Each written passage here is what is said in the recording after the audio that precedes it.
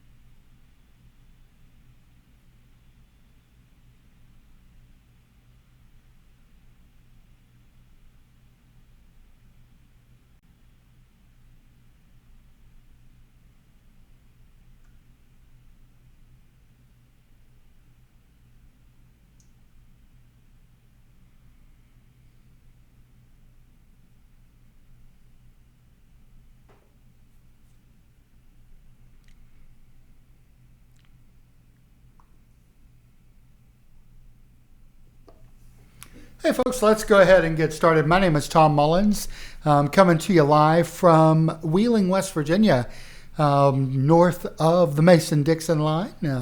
We moved just about 9 months ago from southern West Virginia up to the northern part of the state, and we absolutely love it. Actually, it was snowing just a few minutes ago here in Wheeling. I want to take just a couple of minutes here and kind of overview the purpose of this live stream and what we're trying to accomplish here. So I've been in IT for about 20 years. I've also done sound ministry and video and media and all of those type of things in the church. Worked in the communication side of things for a number of years as well.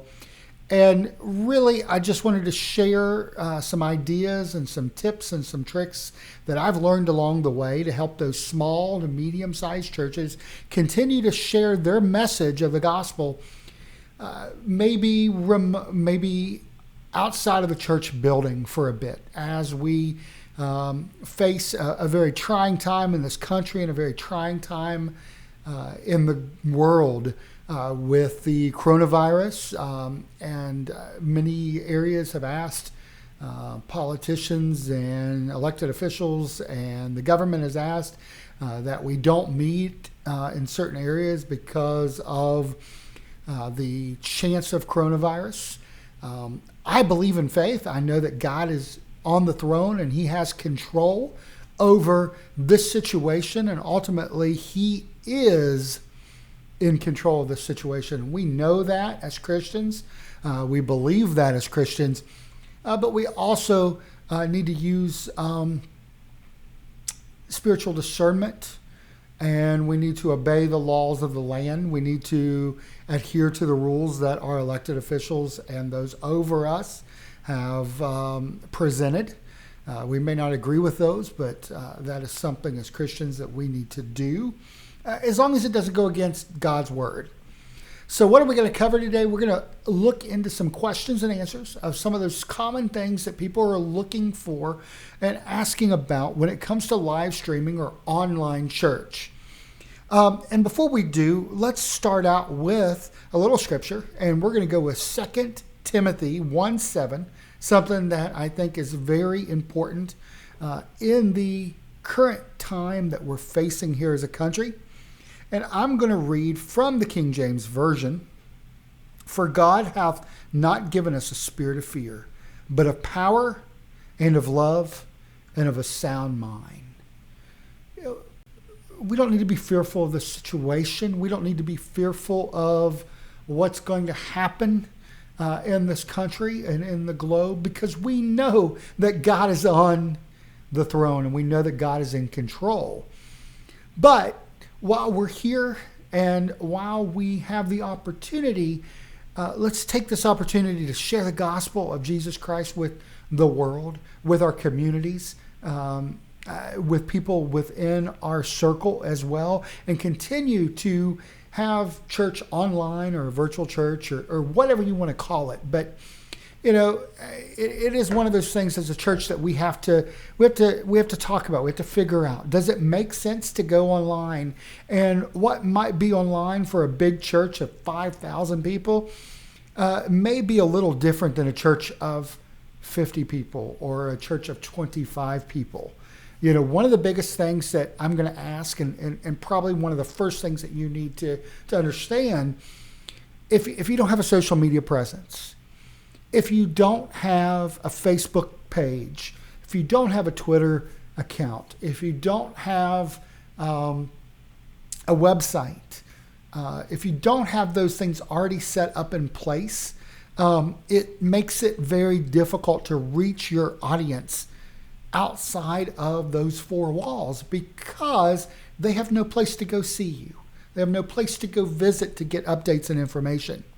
So if you haven't already set up those things, I encourage you as a church to set up a Facebook page to get information out about your congregation, about your happenings, what's going on within your church, to your community and even to your larger community and even to a global audience, because you never know who may see something on your Facebook page that leads them to Christ. And as we take this next few minutes, I'm going to answer some of the questions that I have heard over the past week or so as people are scrambling to try to figure out what to do. First off, like I said, where do you want to stream to? And that's where it comes down to what type of, where's your audience at? Is your audience on Facebook? Is your audience on YouTube? Is your audience on visit your website? If you don't have those channels, it makes things a lot more difficult to reach your audience when they're not in your four walls. I think I said that once. I'll probably say it 2 or 3 more times. But, if you have Facebook already set up for your church, well, that's a great place to live stream. If you have a YouTube channel set up for your church, well, that's a great place to live stream. And like I said before, what looks good for a church of 25 may not be what that 5,000 church congregation is doing. And that's okay. It's not about the best, perfect, technically savvy, greatest looking live stream. What's important is sharing the gospel with your congregation when they cannot attend those services in person, maybe because they're unhealthy, maybe because they're elderly. This is a great thing to do in the future when we have situations where weather permits or prohibits us from having our regular church services and reaching the audience that we would normally be reaching. So get those venues and those things in place. Facebook, YouTube, Twitter, all of those are social media channels that you can use to reach your audience. So let's say you're doing Facebook. So one of the things that I've been asked many a times is, okay, what about streaming music? What about licensing to stream? Okay, a couple of things. And I'm not an attorney, so this is not an official attorney answer, a legal answer. It is just my opinion from over the years of streaming and what's the best way to do this to protect your ministry and your church and you as a technical director or a pastor or a leader in your congregation. And that is, okay, if you're going to just do the message, meaning you're going to stream or you're going to record the message and post that on social media, whatever channel it may be, you're fine.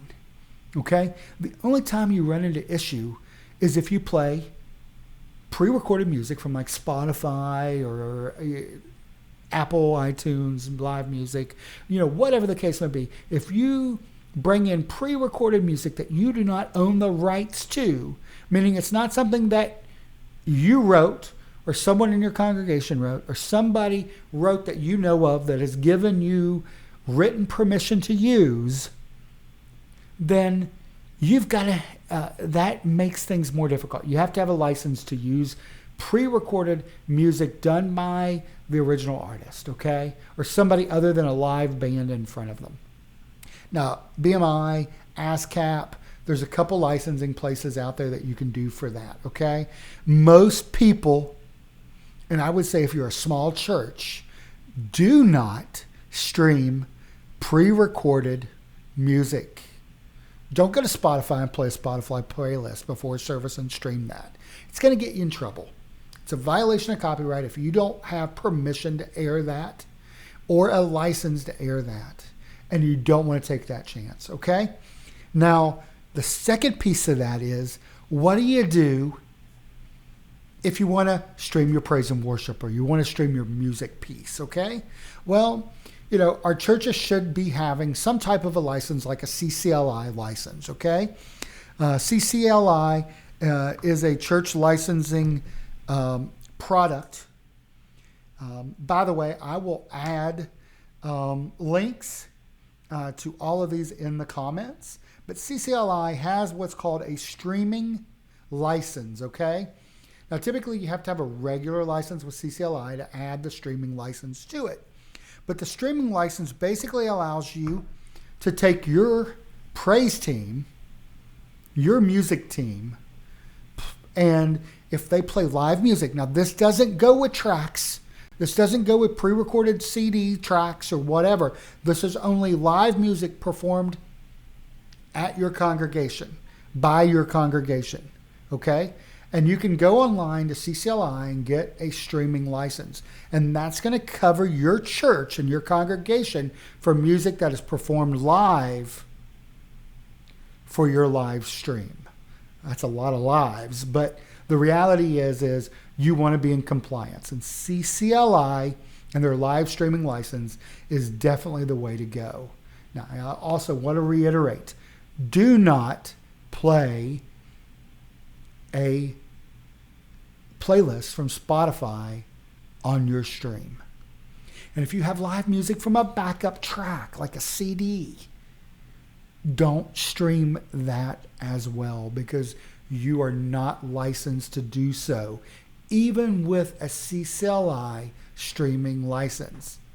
Okay? Don't do it. Don't get in trouble for it.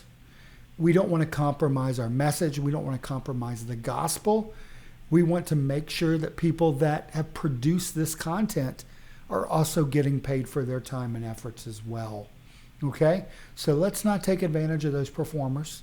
Let's not take advantage of those songwriters and try to violate copyright. So, kind of off that tangent, it's a big deal to me. I want to make sure that our churches are doing things legally, okay? Kind of probably the second thing that you've got to look at is, what are you trying to do, okay? How are you trying to reach your audience, okay? Maybe, and you can go from one extreme to the other. You can start out with a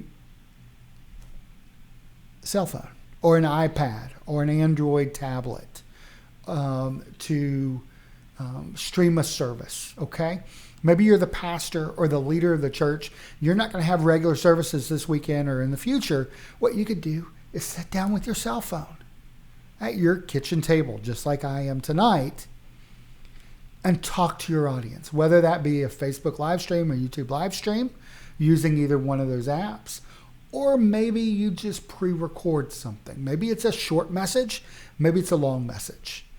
Maybe it's the full service and you do it in a home, or maybe you do it in a church that's empty without a congregation, but your praise team's there, your sound guy's there, and all of those pieces. And we'll talk about that a little bit later. But right now, let's talk about just the individual person, a single person streaming, and some things that they can do to make sure that that's better. So what's more important than video, than the quality of your video, is the quality of your audio. So keep that in mind when you build a stream. And I'm going to show you a few things that will kind of help you in that process. But you also want to make sure that you don't have shaky, crazy camera action going on to distract your viewers as you're streaming. So one of the things that I recommend is getting a tripod mount. Getting a tripod mount for your iPhone camera, your iPad camera, your Android device, whatever device you may use. And keep in mind, I'm not making any money off of anything that I'm recommending or suggesting here. I'm just wanting to provide resources for churches, resources for pastors to help them get the message out during this trying time. And we're going to look here, and this is a product called Iographer, okay? And as you can see here, they make cases that will fit on standard tripods. And they kind of vary in different prices. I see some here as low as $29.99 for an iPhone 6. And you know what? Some of them are a little higher. They have extra lenses on them. They come with lighting. I mean, they come with nice kits. I mean, there's a lot of different things you can do. And this is a company called Iographer. They're also available on Amazon as well. And these allow you to mount your device, your mobile device or your tablet device to a standard tripod. And what that's really going to do is allow for not shakiness on your stream or your video that you're recording for someone. It allows you not to be shaky video work. I'm going to sit here and hold my phone, and no matter how hard I try to hold it steady for 30 minutes, it's going to be all over the place. And people don't want to watch that when they are doing the live stream, when they're watching your live stream or your pre-recorded content. So take a few dollars and invest in a tripod mount. The Iographer is one that I recommend. There's a lot of other ones out there. A Google search, a search on Amazon will get you that information, okay? So now that we have talked a little bit about that, so if you're one camera, me set up a camera on a tripod, and I'm one person and I'm talking to my congregation. Let's use that as an example. Well, I don't necessarily need a fancy microphone. That mobile device is only going to be, maybe a foot and a half, 2 feet in front of me, 3 feet in front of me at the most, maybe. So it's going to pick my voice up, and that's going to be fine. However, there is devices that you can plug in. iRig is an example of one that works with iOS, and it allows you to plug in to your device using a lightning cable, or if you've got one of the newer iPads, you've got USB-C. It will allow you to plug that into those devices. Those are called iRigs. That's just one brand name out there.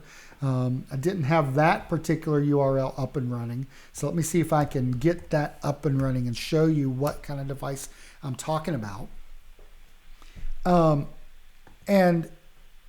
These are pretty cool. They allow you to plug a traditional microphone in and then play that traditional microphone through an iPod, an iPad, whatever the case may be. Let's see if I can find one that is set up for a microphone.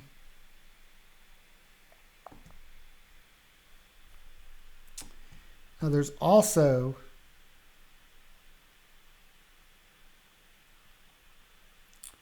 they also make microphones as well that will plug directly into your mobile device. So that is iRig. Let's pull their data right up on the screen here. It is looks like ikmultimedia.com. That is the folks behind the iRig products, and they really have a ton of different products out there, from instruments as well as microphones to be able to interface with your mobile devices. Some of them have traditional cables. Some of them, of course, have lightning and that sort of thing as well. And, that's just kind of one way to connect that microphone right into your device if you want to do a larger scale setup. It's also a great way that if you're going to use that mobile device to stream and you're streaming a little larger environment, you're in your church and you've got your praise team up there and you don't have multiple cameras and you don't have a mixing board to mix the video, all that kind of stuff. Well, you can use one of those devices to interface to your soundboard via like an XLR connector. That's one of those 3-pin microphone connectors, similar to what's plugged in here. Okay, you can interface that from an output on your mixer board directly into that mobile device and use that mobile device to stream. Now, that is not the best scenario, but for a small church or a church that's just getting started, that's a great way to get started on a budget. For just a couple $100, a tripod mount, and then an interface. And then maybe you need a microphone cord, a large XLR, long XLR cable. And then you can put that device towards the front of your sanctuary, run a cable back to your soundboard, plug it in in an auxiliary output, and then you'll get the audio coming through your soundboard into your mobile device, and then you can stream out using the built-in Facebook app or whatever the case may be for you. There's also some other applications as well, like Wirecast Go, that allows you to stream and add text overlays and a bunch of other things. And I'll share the link to Wirecast Go in the comments below this video. So we looked at CCLI, we looked at licensing, we looked at tripods. And different tripod mounts. We looked at iRigs, an interface from your mobile device to a microphone or to a mixer board or even to an instrument. Maybe you're a one-man show and you're going to play the guitar, sing along a little bit, and then share the message for your live stream. And in that case, an iRig is a great device to do. Now, there's some other things that works really well as well, and we'll get into that a little bit later in our conversation. Now, let's say you're a little larger church. Let's say you're a couple hundred people, and you're looking for a solution that works to bring your message into a little bit larger scale. Well, there's software that you can buy, okay? Now, in order to make this work, you've got to have a pretty large computer, a beefy computer. These computers are typically going to be a Macintosh, or they're going to be a Windows machine, a desktop machine that has expansion slots where you can insert and add capture cards. And we'll talk about that in just a little bit, but basically that's a little bit larger scale environment than normal, okay? The single camera using your mobile device to stream may be a little bit not quite enough. Okay, so in that case, there's some software that you can buy. Obviously, you've got to have a beefy streaming computer. You've got to have a computer that can handle it, okay? An i7, anything that's pretty recent with a dedicated video card, at least 16 gigs of RAM in both either the Mac or the Windows machine should support what you're trying to accomplish here. I'm here at the house. My daughter's in the other room here. So if you hear some background noise, that's what's going on. Now, for me, I use Telestream's Wirecast, okay? Telestream Wirecast is a software package that allows you to stream. A little pop-up was keeping me from scrolling. Allows you to stream and switch between multiple cameras, okay? Now, in my case, I only have one camera set up, and that's the one that's right in front of me. But with a tool like Wirecast, or there's a couple of other ones, they give you the ability to switch between multiple cameras to add some level of professionalism to your shots and to your live stream production.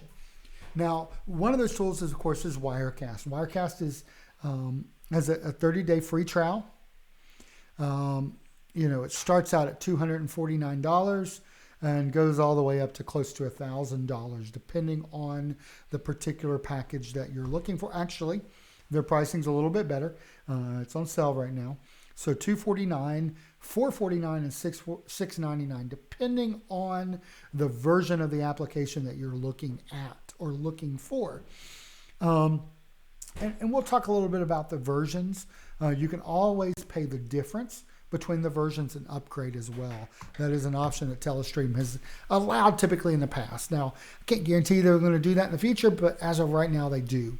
Now, you pay that one-time fee, and then you pay a $99 fee every year to continue to get the updates to the software. Because all the streaming providers change the way they do things pretty regularly. So this allows you to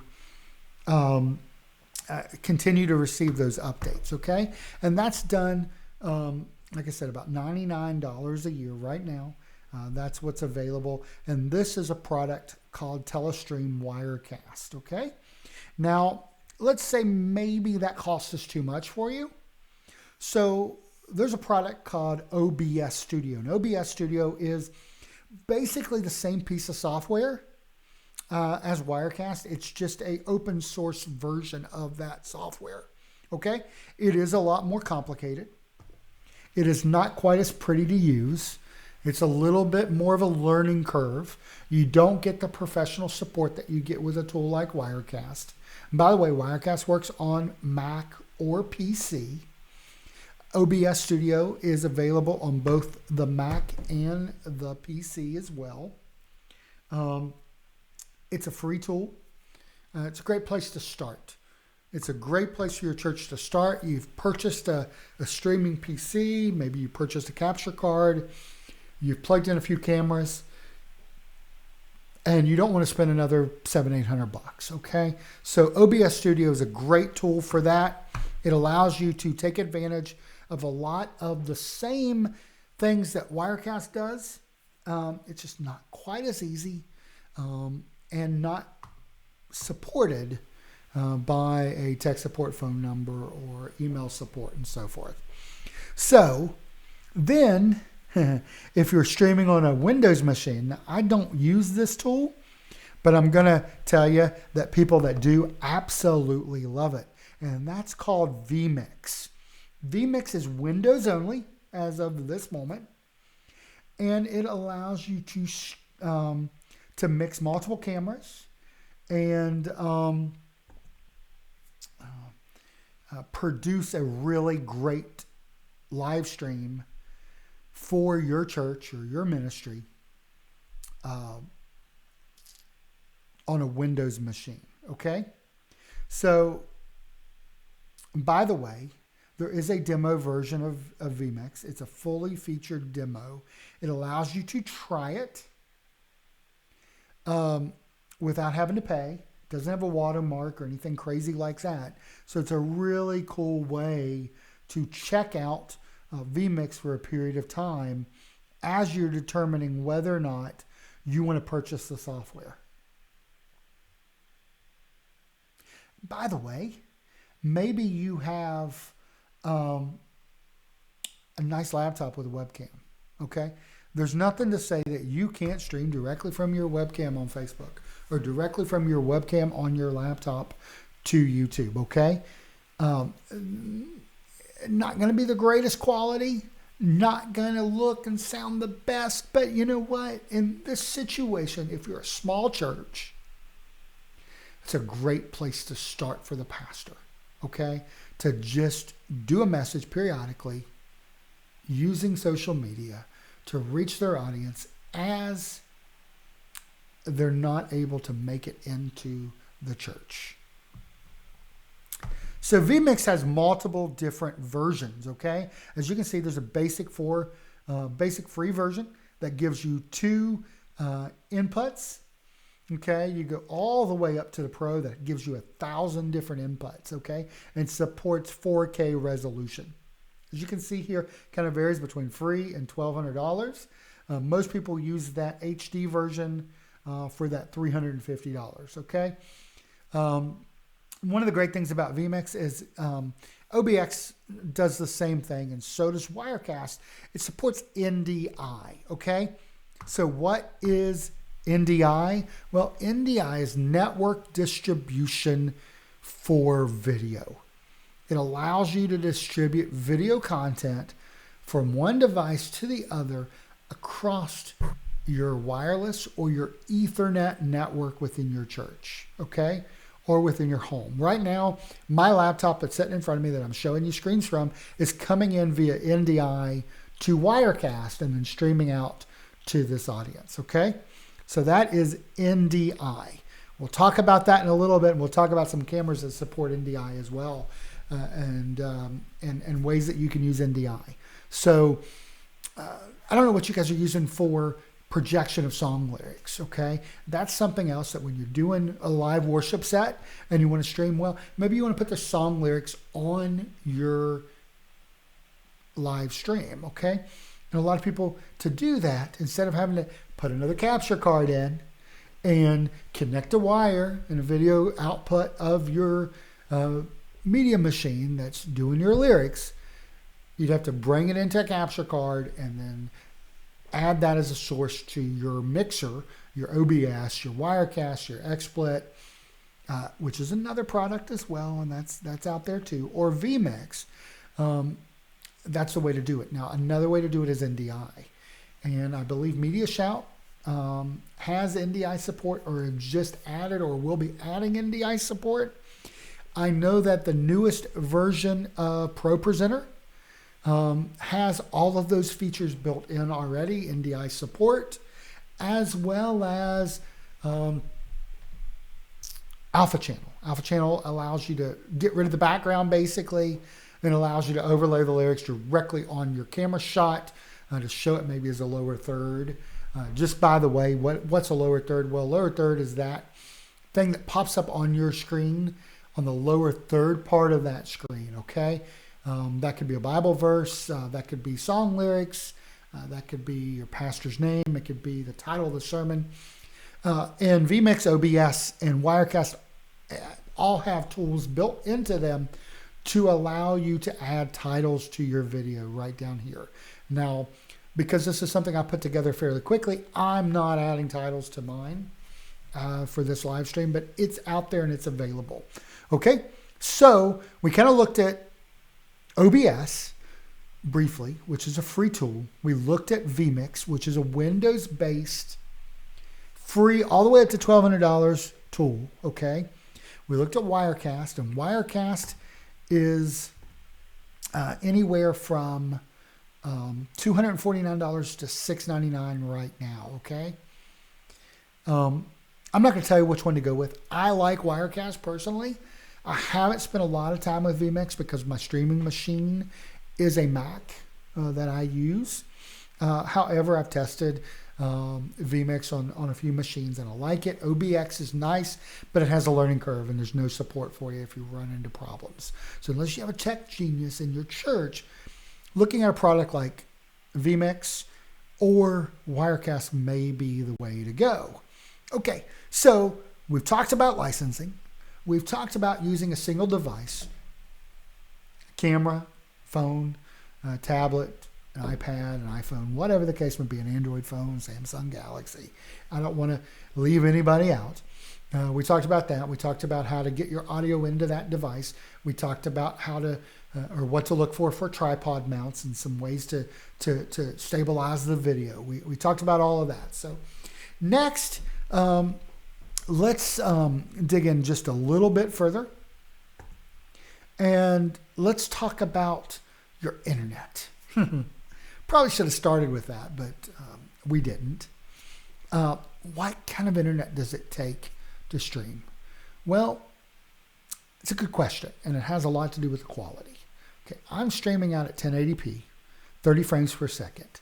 I have a fiber connection here that's 1 gig up and 1 gig down. Now, I'm doing this over Wi-Fi because my Wi-Fi is really stable in my house. But typically, you're not going to be able to do this over Wi-Fi if you're in your church. You're going to have to use, especially if you're trying to stream at a high bit rate, which is 1080p or 4K or 720, you may have to hardwire your devices, okay? Now, with a mobile device, that's a little more difficult. We're not going to go into that. It is possible, but it's much more difficult. Makes it really difficult if you're trying to do that, as well as power a third, an outside microphone to your device. But so you want to make sure that you have upstream bandwidth. It's not necessarily the download speed. If you have a cable modem, a lot of times you'll have, you might have a gig downloader. You might have 100 meg download speeds. Okay, but you might only have a couple meg upload, or 20 meg upload, or 10 meg upload, or 5 meg upload. Well, the key there is the upload speed. The more bandwidth you have, the higher quality you can do with your streams. So what's reasonable? 5 by 1, okay? 5 down, 1 up, okay? Now, that's only if you're doing about 480p, okay? Which is a small SD quality, standard definition quality stream, okay? You can do that with 5 by 1, but nobody else can be on that internet connection. There needs to be a dedicated internet connection just to streaming. Now, ideally, you're going to want anywhere from 2 to 20 megabytes up, okay? And about 50 to at least 100 down, okay? That's going to allow for a pretty good quality stream. You should be able to get a 720p stream out of that. On the higher end, if you're up at 10, 20 meg, you might be able to get a 1080p stream out, but that's going to be pushing it just a little bit, okay? So look at those internet connections. Now, if you're at your house and you're the pastor and you're doing a message and delivering a message to your audience from your home, well, over your phone, a lot of times, you want to check using the speed test app on your phone to make sure that that LTE connection that you're connected to, or 5G if you're lucky in that area, or your 3G connection or 4G connection is strong enough. So go download the speed test app, run the speed test, get an idea of what your bandwidth is on your mobile device and see if it's sufficient. The more upstream bandwidth you have, the higher quality your stream is going to be, the less buffering your audience is going to have, and just better overall production quality, okay? But let's say you've got 10 people connected to that. Doesn't matter how much stream you have, how much bandwidth you have, okay? Because you're going to stream, one connection up to Facebook Live, maybe Periscope, maybe YouTube Live, okay? And then your audience is going to connect through that social channel. So you don't have to have enough bandwidth to support everybody. You just have to have enough bandwidth to support that one stream up to that content provider. Now, I'm going to tell you a little bit about a different tool, okay? This tool is called Restream.io, okay? And Restream.io gives you the ability to use one set of bandwidth, one stream, one RTSP stream, okay? That's basically the protocol that your computer uses or your phone uses to connect to the internet with video, okay? To keep it simple. And Restream.io, what it does is it allows you to take that one stream that you've got coming from your streaming computer or your mobile device and expand that out to multiple locations, okay? And Restream.io is a great tool. I actually use it.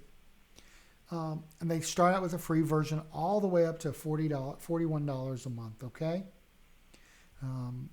If you pay yearly. If you pay monthly, $19 and $49 a month, okay?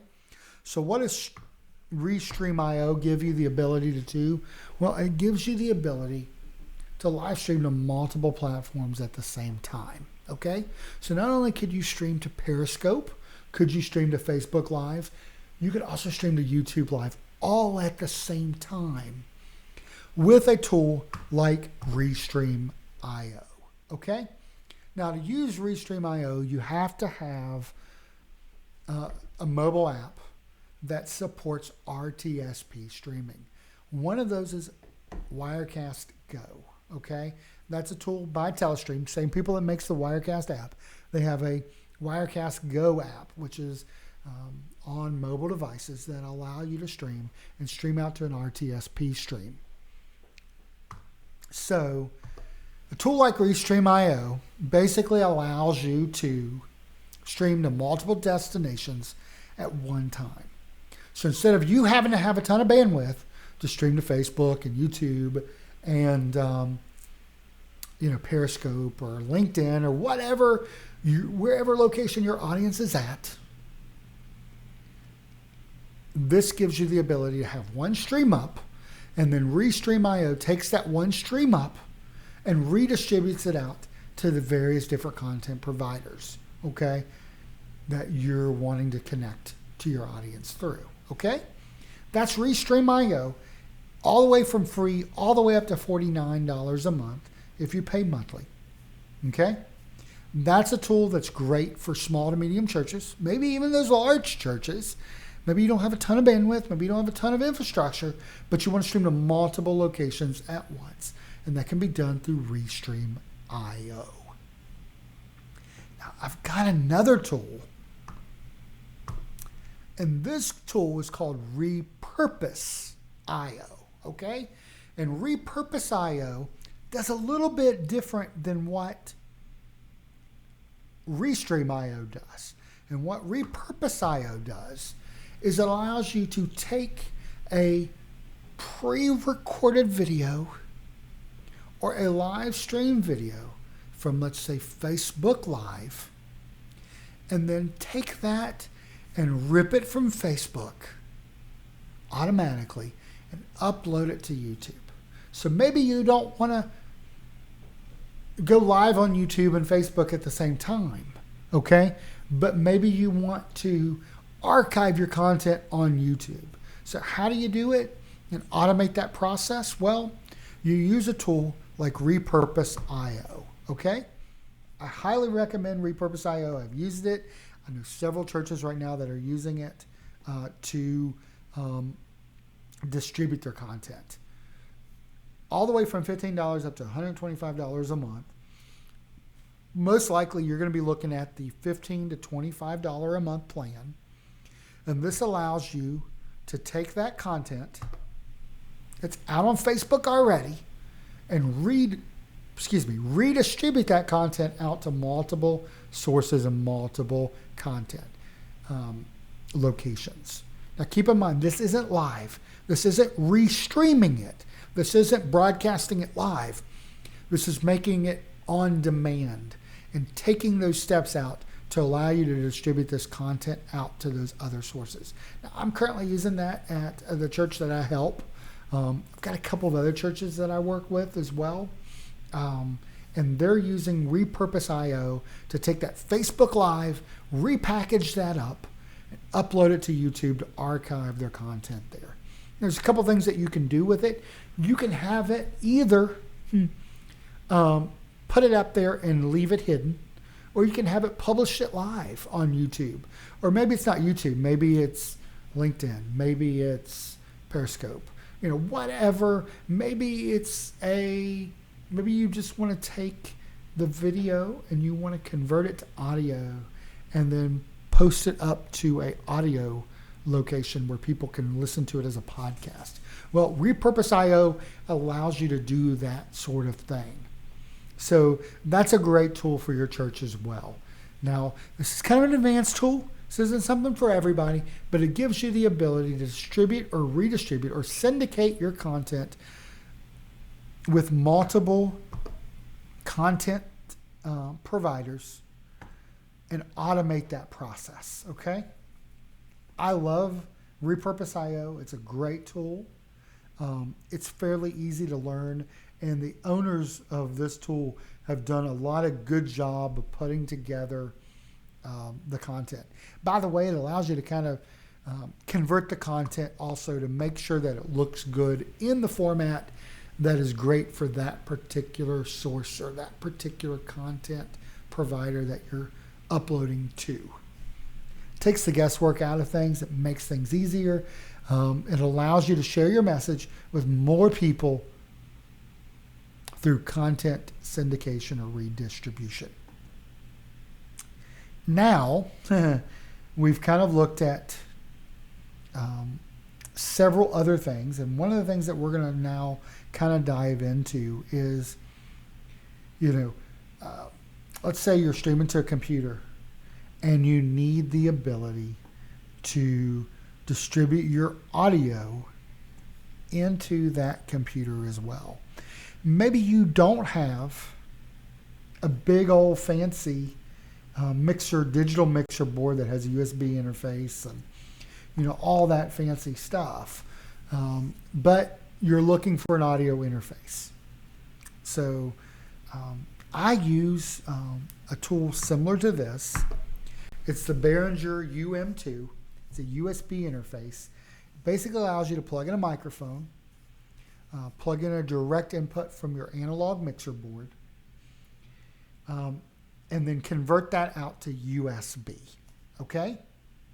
There's several of these that Behringer makes. There's lots of other companies that make them as well. But Behringer is, for a one channel is usually less than $60. For a 2-channel, less than $100. It allows you to plug multiple microphones in or multiple sources, mix those together, take those out via USB audio source into the back of your computer, and then add that to your vMix, your Wirecast, your OBS, your XSplit mixing tool to use the audio. Now, I'm using a Behringer USB interface right now into Wirecast with the microphone that you see here. Now, some of those provide phantom power, and phantom power is electrical power that is used to power a condenser microphone. Okay, provide that, some of them don't. Some of them have multiple sources. So let's say you're a one-man guy and you're streaming, and you want to add, let's say, a guitar, as I'm air streaming here, or a microphone as well. So using a 2-channel USB interface would allow you to do that. So here's one by Behringer. This is a great tool. You can see microphone or line plugs right in, has a headphone jack. It has 48 volt phantom power. I was using my IT skills there, and I was going to say PoE, but it's 48 volts phantom power to power a condenser microphone as well. Gives you an instrument input as well. So it gives you the ability to add an instrument and mix that in. So this actually has one microphone and one instrument line in, okay? This is available on multiple websites out there. I'm going to go to YouTube, Amazon real quick and get an idea of what that looks like. I thought it was going to be easier to get to that. I thought it would take you directly to that page, but apparently it didn't. They're usually $50-$60, maybe just a little bit less. Like I said, Behringer makes one. It's inexpensive and it works. A lot of people question the quality of Behringer, but you know what? I've used these USB interfaces by Behringer, and they provide a good quality sound for a very low cost. We have to be good stewards of the money that God has given our churches. And we want to make sound investments in infrastructure when we want to live stream. Doesn't make sense for a church of 50 people to go out and spend $15,000 to live stream their services. It just doesn't make good financial sense. So we want to look at economical solutions, and that's what I'm all about and what I'm trying to show you as a church, as a congregation right now. Now, one of the things that I get some questions about as well is, okay, how do I interact with my audience? So you have a website, and that website gets traffic, and you don't do a whole lot with social media. Well, one of those tools is a free website called Church Online Platform, okay? Church Online Platform is a web interface that adds live chat and your embedded live stream from like YouTube or some of the other live streaming services. It allows you to take that embedded stream that you have, add that to this interface, and then have a live chat that's going on the side. And the reason why you would want to do this is it gives you the ability to moderate the chat, to interact with your audience in real time, to answer questions, to answer prayer requests, whatever the case may be. Right as the people are watching the video, they can interact with not only each other, but with you or your team of people that are watching this tool. And the great thing about Church Online platform is it's available free to churches. Just go to the website, you sign up. Okay. Now, this isn't a streaming source. This isn't a place to stream your content to. This is a way to take that stream from like YouTube or live stream or wherever you're using Church Online and embed that into an interface that then brings an interactive component to the mix. Private chats as well as public chats for your audience that's watching you can interface together and feel like they're more a part of what's going on. Yes, you can do that with comments, but this gives you another level of online church capability, and that's the Church Online platform. It is free. However, it's not a streaming platform. It's a chat and interactive platform that allows you to communicate more effectively during that online church experience. I kind of break it up. There's churches that live stream, okay? And then there's churches that do online church. What do I define the differences as? What type of interaction occurs between you, person delivering the message, or a member of your team that's watching and interacting with the audience as they're in their homes, in their cars, wherever they may be, watching your live stream. That's the difference. Live stream is just put the message out there, and it's just a static message that you're delivering, okay? There's nothing wrong with that. Take it to the next level. Use a tool like Church Online platform to communicate the gospel and to interact with your audience. Maybe because they're not available to come to your congregation or to your church right now because of the virus, the coronavirus, or in the future maybe for weather-related emergencies or whatever that may keep the audience out of your physical building, but still allow you to reach them, to preach the gospel to them, to share the love of Christ. Let's get out into our communities. Let's feed our kids. Let's be a blessing to those that need help during this time. That is what the church is all about. We don't have a spirit of fear.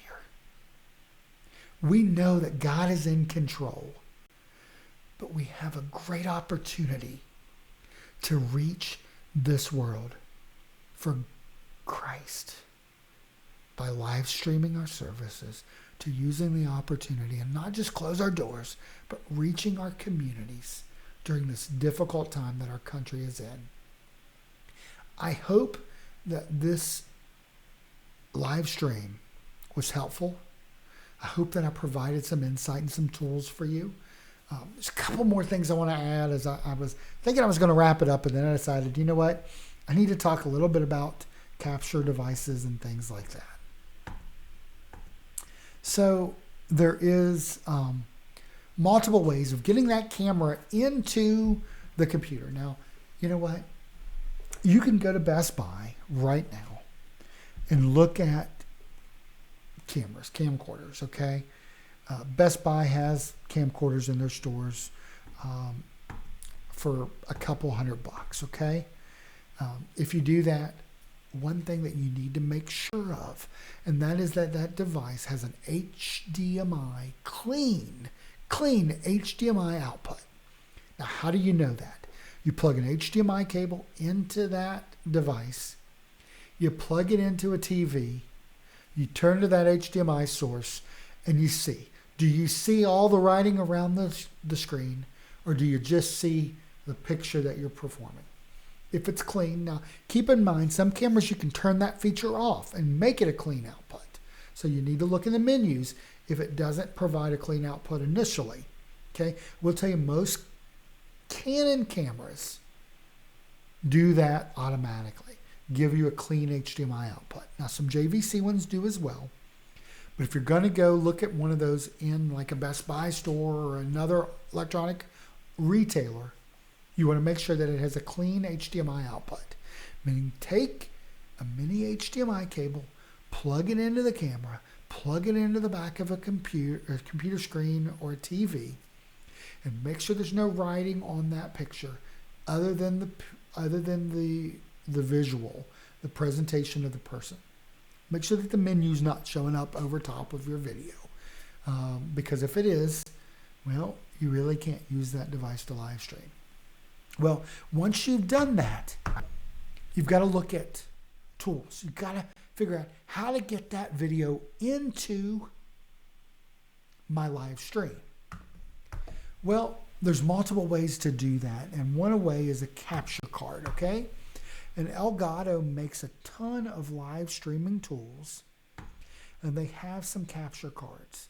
They have everything from the CamLink 4K, which I've used with Wirecast. I'm sure it works with vMix and OBX as well.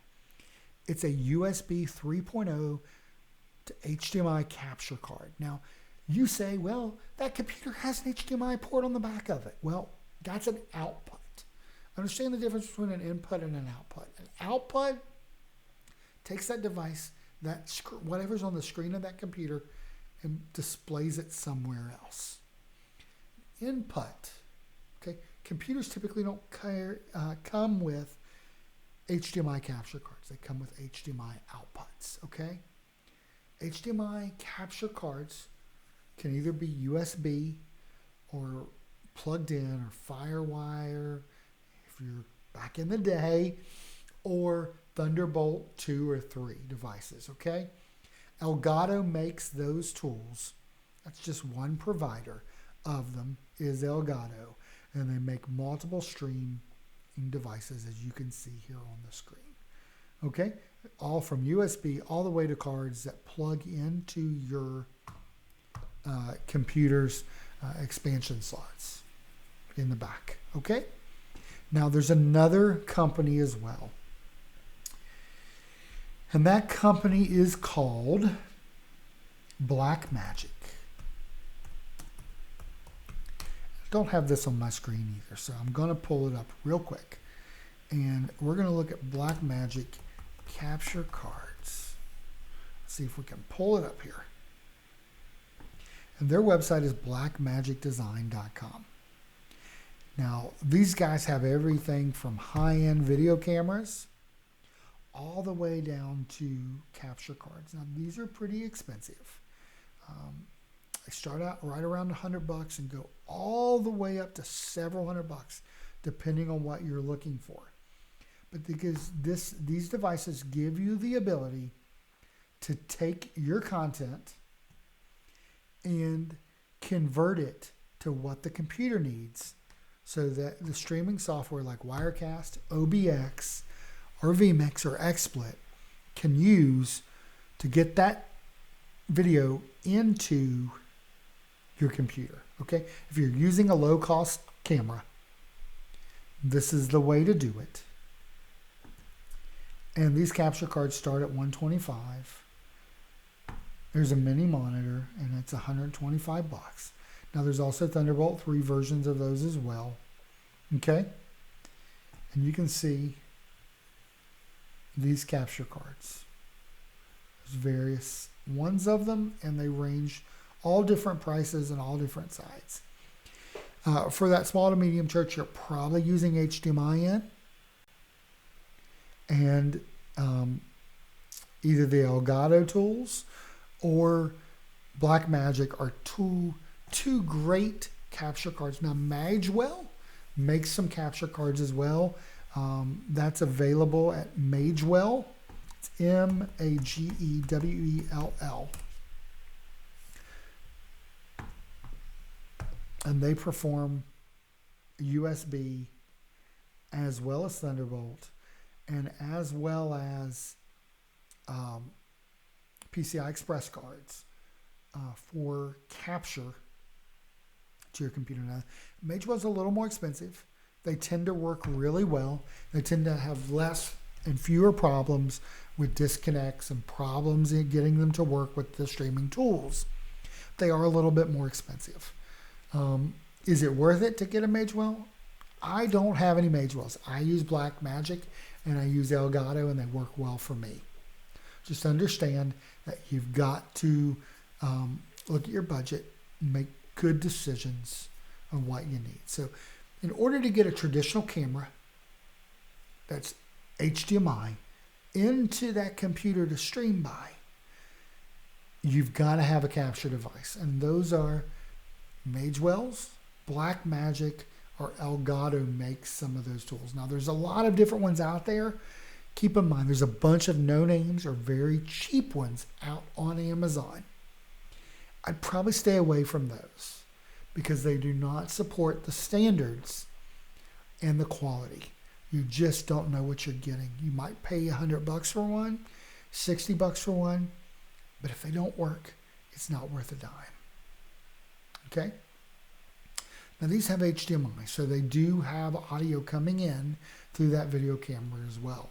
So one of the things that you got to make sure that you do, if you're not using the video camera for your audio, which you really don't want to do in a live stream environment, unless you're one person like me and you don't want to use the audio in that camera. So you got to make sure that when you're adding the source into vMix, OBX, or Wirecast, you disable the onboard camera audio, okay? You want to pull that audio through that USB interface from your mixing board to ensure that you're getting the best quality live stream audio. Really, live stream audio is more important than live stream video, okay? Your video can be decent, but your audio must be superb to maintain your listeners and to be effective in live streaming. Don't stream music if it's not going to sound good, if it's not mixed well, if it doesn't look good and sound good. Now, looking's okay. You can get by with not looking great, but the audio must sound great. So don't stream your audio if you can't get that mix sounding good on the live stream.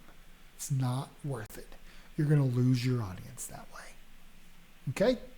So that's kind of my 2 cents. Oh, I'm trying to think. So we talked about streaming devices. We've talked about cameras. Talked about repurpose and stream IO. We talked about the online church platform. We talked about licensing. We talked about tripod adapters for your mobile devices and iRig. We talked about a lot of different things. So one other way, and keep in mind, this is not something that you're probably going to be able to implement very quickly, but there's another type of camera out there, and it's called a PTZ camera, okay? One of the companies that makes those is PTZ Optics, okay? PTZOptics.com is a great company. They work really well with churches, and they make PTZ cameras. And what does PTZ stand for? Well, PTZ stands for pan, tilt, and zoom, okay? Let's say you've got a live stream, you got multiple cameras. You're looking at one camera, maybe 2 cameras, maybe even 3 or 4 cameras, depending on the size of your church and your congregation. Well, PTZ Optics cameras allow you to, from a joystick or a mobile device or through Wirecast or vMix or OBX plugins, to pan, tilt, and zoom that camera to allow you to control multiple cameras as a single operator for your video switching guy that's working to provide this live stream to the congregation remotely. So you can see here, PTZ Optics cameras are not cheap. They're anywhere from probably $1,000 all the way up to several $1,000s a camera. So this isn't something for the faint heart. This isn't something necessary for that 25-person church. Maybe that 250-person church, maybe that 150-person church, maybe that 100-person church. Okay, PTZ Optics cameras will allow you to manually control via joystick or software pan, tilt, and zoom without having to have a person standing behind the tripod controlling that camera. Those cameras mount on standard tripods. They can mount on the wall using a tripod adapter. So they give you the ability to kind of automate, not need those camera people to control those cameras, okay? So it gives you the appearance of multiple cameras. It gives you the appearance of more than just one single stationary camera like I'm running today with this live stream. So PTZ Optics takes the load off of the need for multiple volunteers to stream. It gives you the ability to use pan, tilt, and zoom via software or a joystick controller to control your cameras while you're switching between them. Okay? And that's PTZ Optics is one brand that does that. Sony makes PTZ Optics cameras. There's a lot of other providers out there that do that as well. Like I said, the costs are anywhere from around $1,000 on the low end all the way up to several $1,000s. Now, one of the cool things with PTZ Optics or some of the other options, they support NDI. So what does that mean for you? You can run a Cat 5, Cat 6, or Cat 7 Ethernet cable from that camera back to a switch, okay, a network switch. And you can take that camera and control it, the video as well as the pan, tilt, zoom, right over that Ethernet cable. So you don't need any special cables or wires. Ethernet doesn't have the distance restrictions that you find with HDMI. Now, most of those pan, tilt, zoom cameras also support HDMI outputs as well. Okay, keep in mind, HDMI is limited to about 20 feet. Okay, realistically speaking, without amplifiers and a lot of work and reliability, those cables need to be 20 feet or less. Okay, that's what I recommend. That's what a lot of people in my roles recommend. You can plug those into those capture cards as well. The beauty of an NDI camera, though, is you don't need a capture card. Okay? So you don't have to plug a camera into that computer. You do everything through your Ethernet switch. Okay? I highly recommend a gigabit Ethernet switch. Now, those run anywhere from about $30 to $40 all the way up to thousands, depending on the size, the number of inputs, and that sort of thing. A Netgear, D-Link, Linksys, Cisco, whatever the brand may be that you're looking at, most of them are pretty good. And they'll work for most environments, okay? They're out there and they're available to you. So that's what you would need to connect an NDI camera to your OBX, your vMix, and your Wirecast and XSplit. Those all natively support NDI inputs. Okay? Now, I also told you about your inputs for your Lyric computers. Okay? Your maybe Media Shout, maybe ProPresenter, Easy Worship's another one. I know ProPresenter and Media Shout, I believe, support NDI natively within the application now. I'm not sure about the other tools that are out there. So one of the things that you can do is a free tool from NewTek. NewTek they're the makers of NDI. They make a product that's free, NDI tools. It's available at ndi.tv. Let's see if we can bring that up on the screen, and we just did. It's a free tool. It's called the Scan Converter. The Scan Converter allows you to take what's on your computer screen and broadcast it as an input over the network in NDI. Now the computer that I'm running, I've actually got NDI scan converter running on it to bring you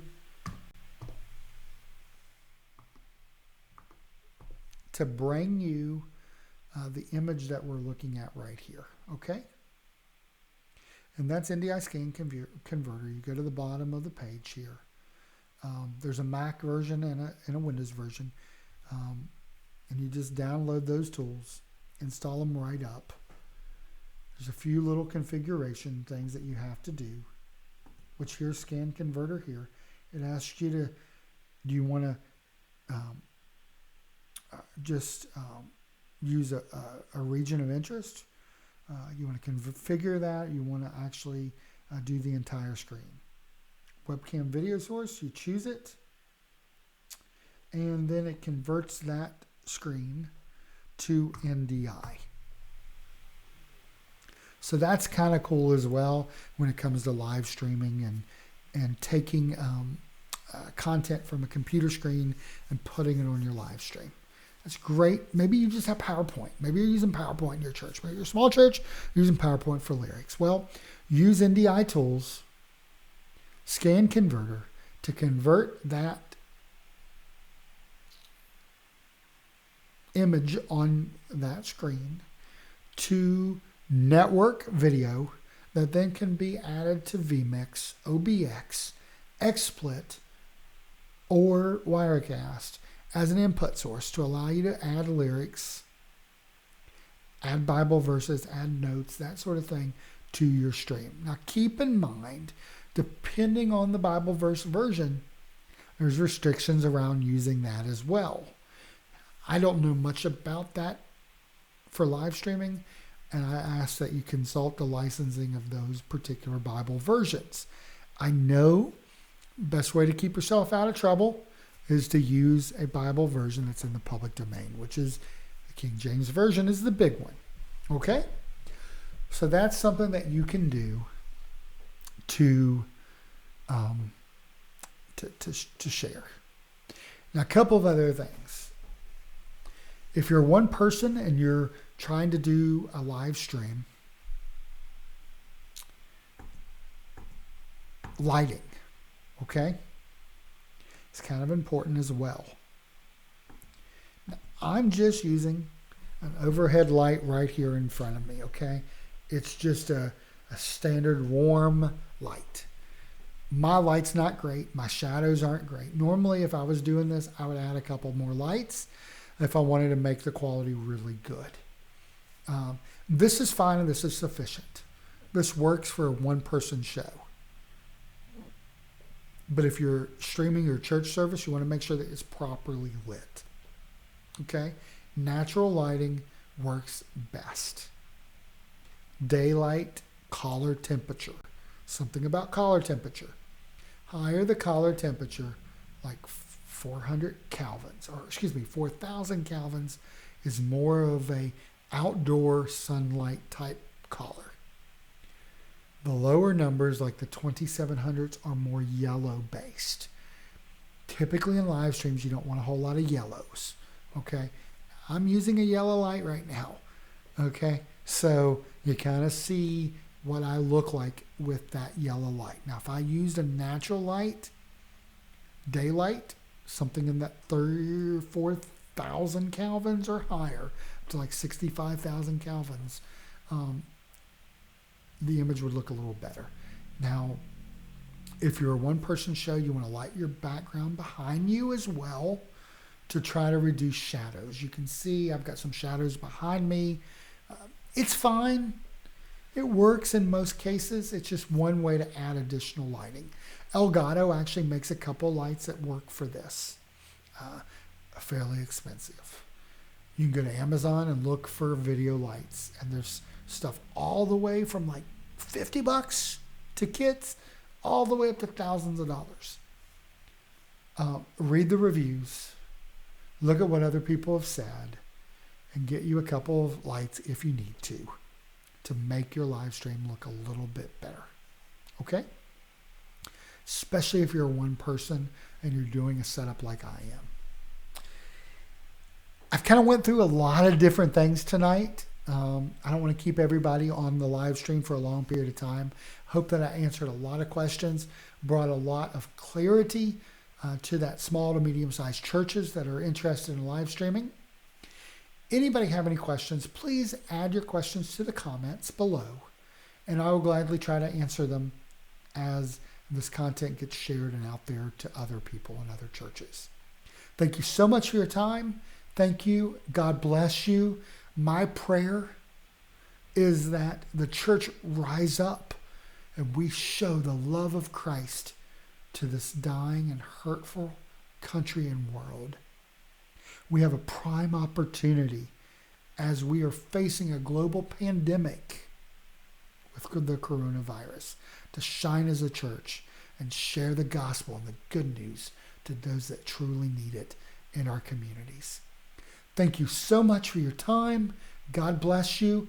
I look forward to speaking to you and watching your comments and questions in your live streams as we face this difficult time for the church. Thank you so much and have a blessed night.